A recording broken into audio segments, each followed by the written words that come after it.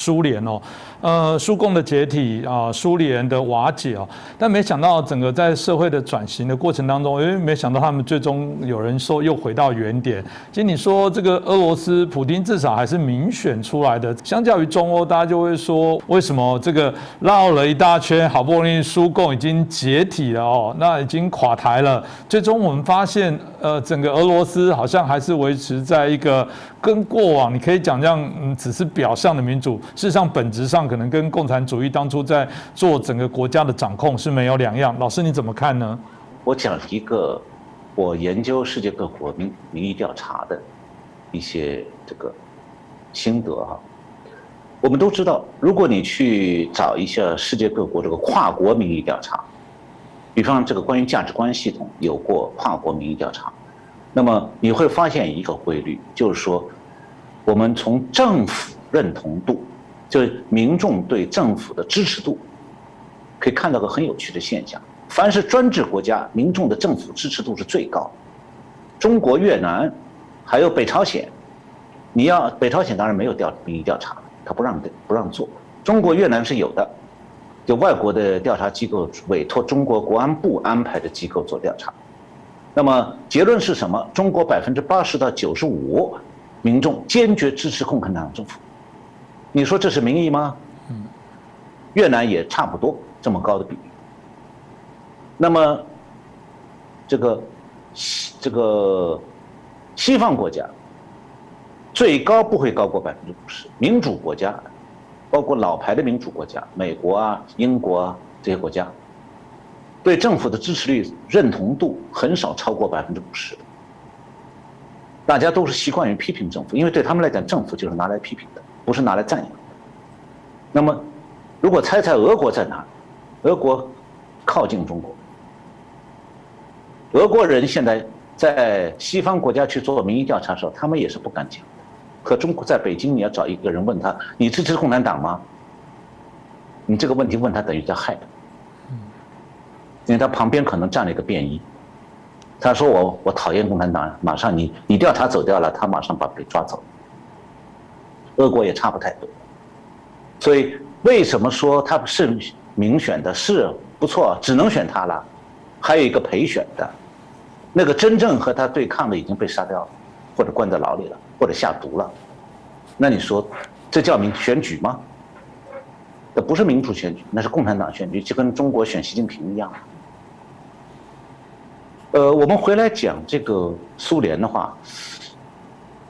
我刚才在为上面的话，关于中国模式稍微总结一两句，就是它其实中国模式没有什么神秘、奥妙的、深奥神秘的地方，但是在俄国和中国就没有办法效仿它。那么要像中国、俄国这样这个在转型道路上徘徊的国家，他们的转型过程从来就不是个幸福的蜜月。在俄国看起来好像这个俄国模式就是一条永远走不完的转型路，所以我昨天在开玩笑跟一个朋友，他问我，中国什么时候能完成转型啊？我说你准备1个世纪吧。苏联解体以前，虽然民众的大多数的苏共党员已经明辨政治制度的是非了，知道民主制度优于专制制度，那么但是他们没有中欧国家民众那种全面否定红色历史的精神准备。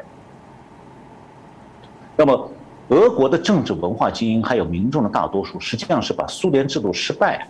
推给了被取缔的那个被解散的苏共，把它推到他头上去了，但是回避了中欧国家那种个人忏悔和灵魂净化。那么，中欧国家的社会重建是把红色历史、红色文化作为外国殖民统治的象征清除掉的。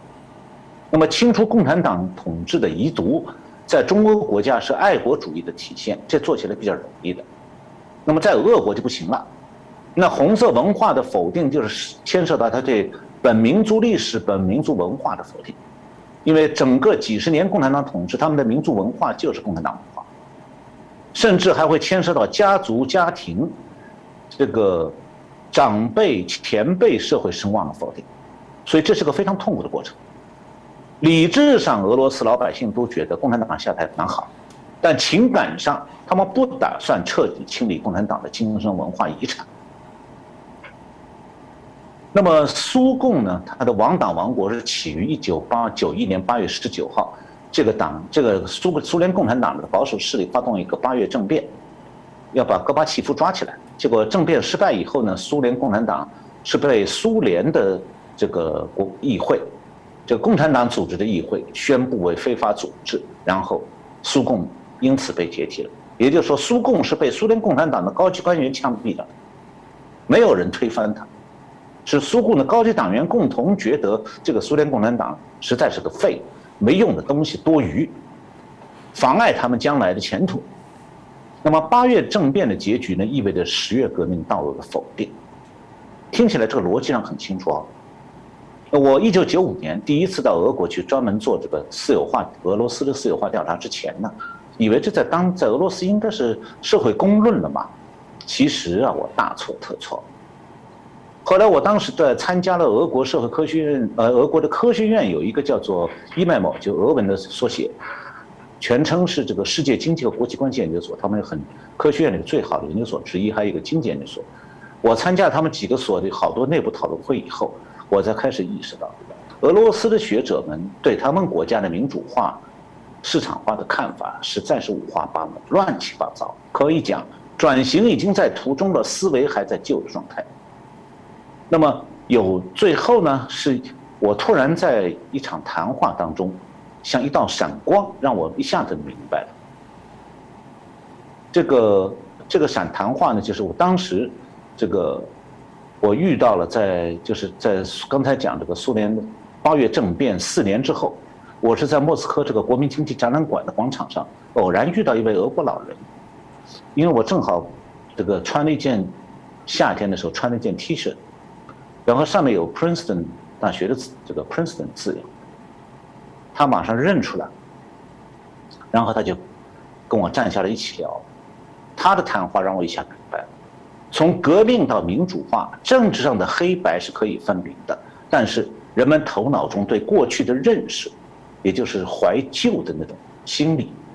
是不会被新的宪法和政党纲领所左右的。怀旧在更大程度上是受情感支配的，而这种情感往往就是西方社会科学学者的理性思维难以理解。我当时遇到这位俄国老人，他自我介绍，他是前苏联的外交部的高干，曾经担任过苏联驻澳大利亚大使，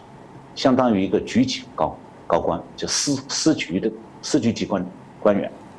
那么我也跟他讲说，我以前在中国的这个国家体改委工作过，现在呢，当时是这个普林斯顿大学的博士研究生，是专门到俄国去研究他们转型的。随后我们两个闲聊，就站在那个展览馆的广场上，我们一口气聊了5个钟头，话题是从怀旧谈起。我当时问他，我说你们这个莫斯科的政治历史博物馆门口展览了2件历史文物，我始终搞不明白。我说一件呢是参加10月革命的装甲车。中国人看过列宁在10月这部苏联电影，都知道有这辆装甲车。那么还有一件事，是这个8月政变时候被坦克就镇压老百姓的坦克撞坏的一个老百姓堆在街上当临时街垒的无轨电车。我就问他，我说你们的历史博物馆把2个东西一起展出，我说这算怎么回事啊？你如果说是你们纪念民主化的艰难，要展出这辆被撞坏的无轨电车是理所当然的。那同时又展示参加10月革命的装甲车，那有没有矛盾嘛？这个大使呢，我还问的比较客气，大使回答说：“我明白你的意思，你的意思是民主化否定了10月革命，所以不应该展示这辆装甲车。”我说：“是啊。”我就问他，我说：“你支持民主化吗？”他说：“我当然啊。”我再问他，我说：“你赞成10月革命吗？”他的回答是：“当然啊。”我听了就傻了，我说：“民主化是否定10月革命道路。”两者之间难道不是应该只有一个当然吗？你2个都当然啊！我这种非黑即白的问话，让他笑起来。他不觉得是一种冒犯，而是觉得是遇到一种知音，就与一个外国人有一种很知音的感觉，所以他就把话敞开讲啊，然后他就改成从原来讲英语改成讲俄文。我们谈话就进入一种交心状态。他说啊，从政治角度看，你的问题问得对。本来是属于是非分明的事情，只有一种答案，因为不可能10月革命和民主化都对。那他说对我们俄罗斯人来讲，这不是是非问题，是情感问题。假如他说你是个西方国家记者，我就回答说你们不懂啊。他说但是你是中国人，也在中国的政府部门工作过，所以我这样讲你是应该懂的。然后他解释说，他家算是过去的红色精英，他爷爷当过列宁时代的赤卫队员，还见过列宁，获得过勋章。他父亲受过高等教育，是外交部高干，他自己也属于外交部高干。他说，民主化当然比以前的苏联制度好，他们家人都赞成啊，不是都反对，是赞成。但是，在他的家里头，要否定十月革命，就意味着朝他的父亲和祖母脸上吐唾沫，把他们的历史贡献贬得一无是处，所以对他来讲这是做不到的。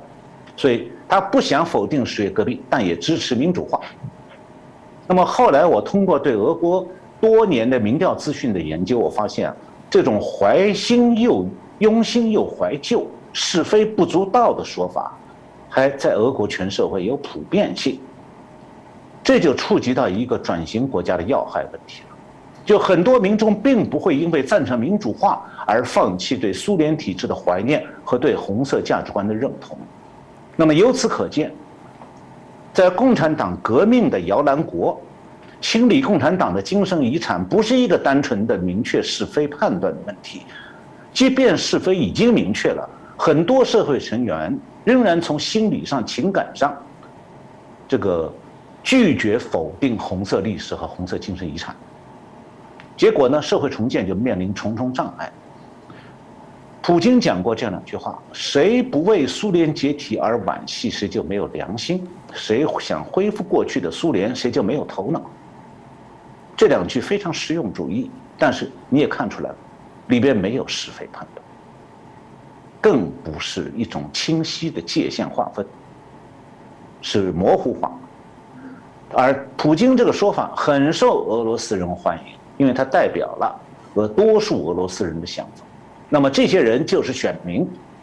这些选民就选出了普京，所以我们也不能说普京当选是普京的错，应该讲他就俄罗斯人的错。但你要说俄罗斯人错，俄罗斯人坚决不认，因为不是这一个外交部高官、前高官讲这样的话，我就认识他们其他的一些俄罗斯现任官员，他们也讲同样的话。